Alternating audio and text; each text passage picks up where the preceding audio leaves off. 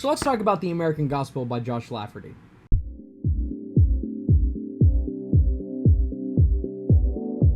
The American Gospel, a letter to a post-Christian church, was written by Josh Lafferty and published in 2019 by True Potential Inc.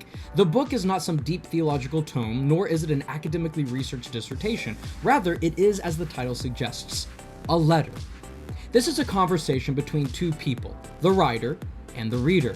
It reads as an epistle, a correspondence between two parties, and the book is rather intimate. Josh divides his writings into two areas, observations and critiques. He doesn't provide a lot of solutions, and he explains why on page 169.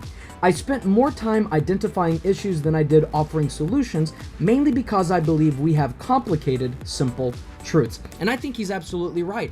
The depiction of the American church in this book is very accurate. Josh, who has degrees in education and history, puts them to use by exploring the relationship between the American culture and our Christian heritage. And he presents the current state of the American church as lost.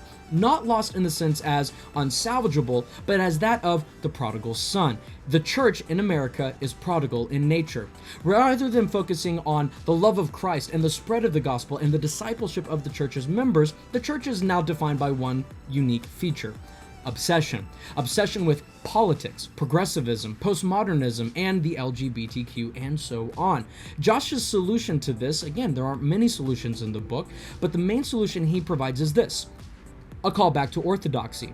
Interestingly enough, this is the exact same call that the prophets in the Old Testament provided for the Israelites when they said, return back to God. Now, what must the church do in order to reverse its prodigal nature? Well, Josh provides four very, very simple solutions, and these simple disciplines are applicable immediately to everyone who would be willing to do so.